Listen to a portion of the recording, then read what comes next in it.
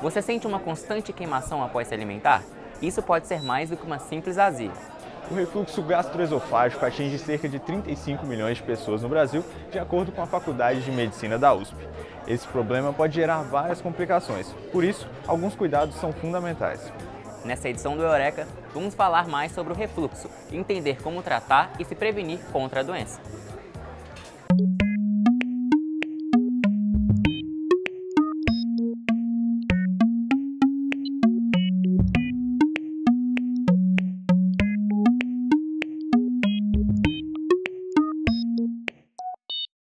O diagnóstico precoce ajuda a evitar problemas como úlceras ou até mesmo tumores malignos.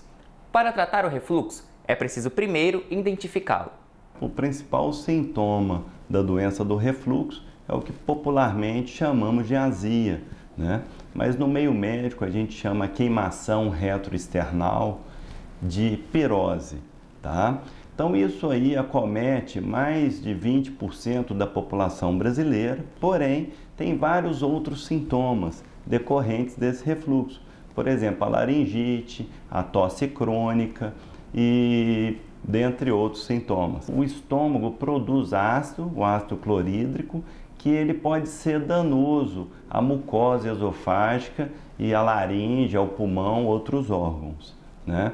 Então, uma quantidade de refluxo, ela é suportável na maioria das pessoas, mas sempre que causa sintoma ou alguma lesão, né, de algum órgão adjacente, isso aí a gente chama de doença do refluxo gastroesofágico. Quando comemos, a comida passa da garganta para o estômago através do esôfago.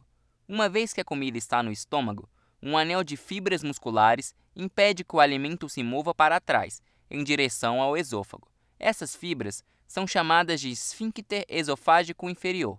Se o esfíncter não fechar bem, tudo que a pessoa comeu, bebeu e até mesmo o suco gástrico usado na digestão pode vazar de volta para o esôfago, o que define o chamado refluxo gastroesofágico. Para otimizar o diagnóstico da doença e oferecer tratamentos adequados, foram inaugurados neste ano, nas regiões sul e sudeste do país, os chamados centros de refluxo. Aqui em Belo Horizonte, o centro oferece diferentes tipos de exames com profissionais especializados e apoio da tecnologia. O diagnóstico primariamente é clínico. Um pouco mais de 50% das pessoas que experimentam essa queimação retroesternal, a gente consegue diagnosticar como portador de doença do refluxo gastroesofágico.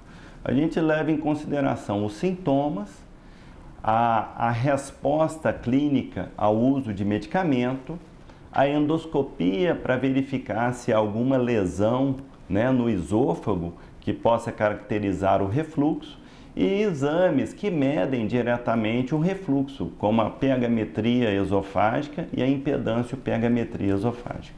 Quando Márcio descobriu que sofria de refluxo, precisou recorrer a uma cirurgia. A medicação não era mais suficiente. Isso foi 2 anos atrás, né? Que eu comecei a fazer o tratamento, né? Aí eu comecei a ter muito refluxo à noite, quando eu começava a comer alguma coisa muito forte, muito assim, pesada à noite, aí o refluxo vinha durante a noite. O médico constatou a doença, aí passou o medicamento, né? Comecei a fazer 2 anos medicação, não estava dando certo. Aí o médico sugeriu fazer a cirurgia. A cirurgia, o que nós tínhamos até esse momento, a cirurgia é uma confecção de uma válvula para evitar o refluxo para o esôfago, tanto de ácido quanto de alimentos. Depois da cirurgia, né, ficou bem melhor, então não estou tendo mais não. Hoje, por exemplo, eu procuro evitar jantar muita coisa pesada à noite, né? E tal, faz um controle balanceado da alimentação mesmo. Eu tento alimentar 3 horas, não comendo muita coisa pesada demais também. Para as pessoas que precisam realizar o procedimento cirúrgico, o Centro de Refluxo em Belo Horizonte apresenta uma nova alternativa, o Endostim. Atualmente, nós temos uma novidade no nosso centro de refluxo, que já é um procedimento que já é feito em outros países e que chega agora ao Brasil, que é a colocação de um estimulador elétrico. Esse estimulador ele vai ser colocado no músculo que chama-se esfíncter esofagiano inferior para estimular a contração desse músculo para que se evite o refluxo para esses pacientes. A grande vantagem desse tratamento é que você tem um resultado igual ao de uma confecção de uma válvula, não tendo os efeitos colaterais relacionados principalmente ao acúmulo de gases intestinais no pós-operatório desses pacientes. Alimentos gordurosos, picantes, gaseificados, ricos em carboidratos, proteínas e vitaminas. Como fazer a melhor escolha em meio a tanta variedade?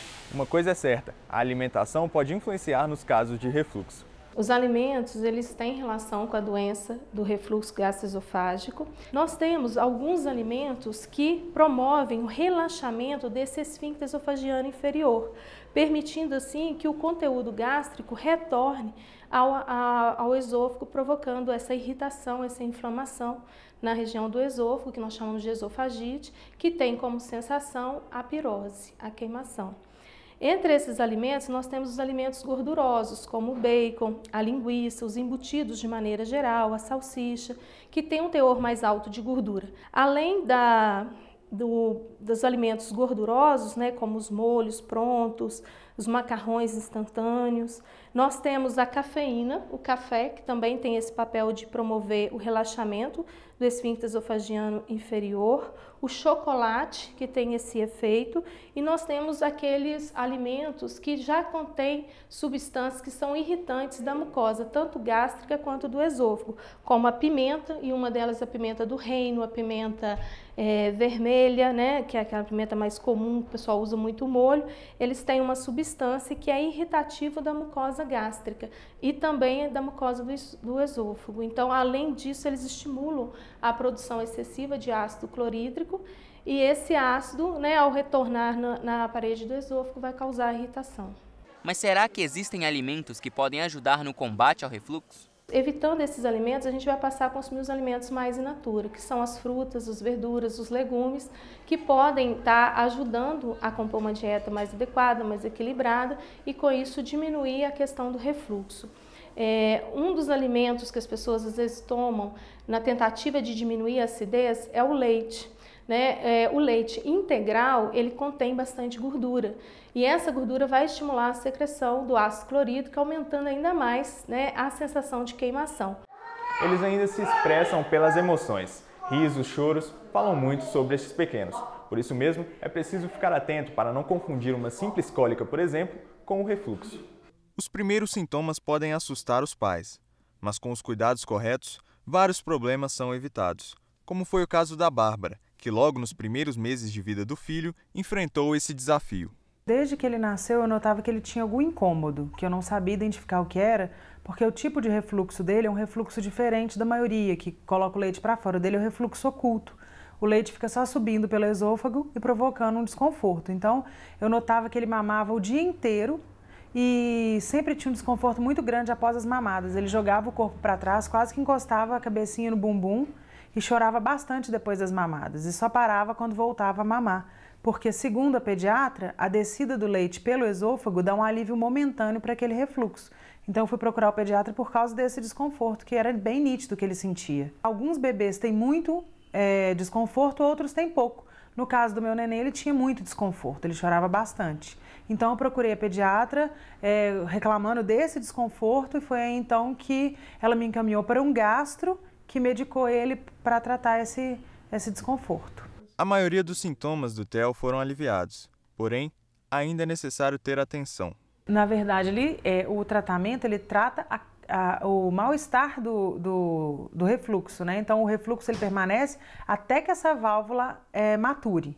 No caso do meu bebê, ele melhorou por um período muito longo e ele tem crises de refluxo, que eu, particularmente, acho que ainda assim tem alguma coisa a ver com algum tipo de alergia alimentar ainda não descoberta, mas ele tem crises, assim, que a gente consegue ouvir, que às vezes ele acorda à noite dando uma choradinha, mas nada comparado ao que era, não.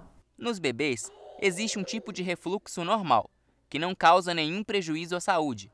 É quando eles são chamados de regurgitadores felizes. Mas quando a frequência quantidade e duração das golfadas são muito grandes, o refluxo passa a ser considerado uma doença. O refluxo comum, refluxo fisiológico que a gente chama, é o que acontece com todo mundo, muito frequente no bebê. A gente considera que em torno de até 50% dos bebês em torno dos 3 meses de idade pode ter refluxo. 4, 6 meses de idade, quase todas as crianças têm algum grau de refluxo, porque elas se movimentam muito, então é frequente voltar um tanto de leite. Principalmente porque a criança nessa idade, ela se alimenta basicamente de leite, né? Que é a alimentação correta da criança. Então é líquido, se movimenta muito, esse mecanismo ainda está imaturo, então a criança volta mais esse conteúdo. Isso não é nenhum problema, desde que a criança não esteja tendo problemas de irritabilidade excessiva, de doenças respiratórias repetidas, de azia, né? Essa azia a gente vai pensar nela com essa irritabilidade excessiva, com alterações às vezes de sono. Isso tudo tem que ser bem avaliado pelo pediatra da criança. Se não for tratado, o refluxo pode causar prejuízos à criança. Ele pode trazer problema no esôfago, porque é o ácido do estômago, causando lesão no esôfago, que poderia trazer uma inflamação, que é a esofagite, inclusive chama esofagite de refluxo, que é a doença do refluxo. Pode trazer até sangramento.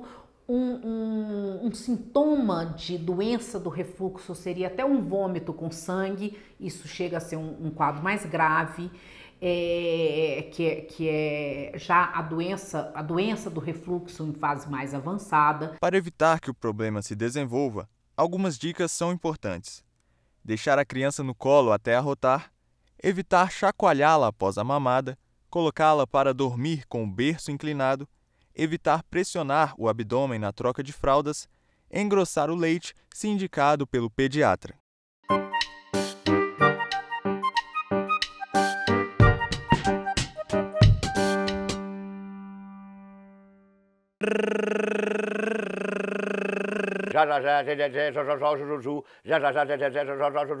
A voz também pode ser afetada pelo refluxo. O retorno constante do suco gástrico pode comprometer a laringe, causando a rouquidão. Por isso, é sempre bom procurar ajuda especializada. Uma boa alimentação é essencial não só para evitar doenças, mas também para uma melhor qualidade de vida.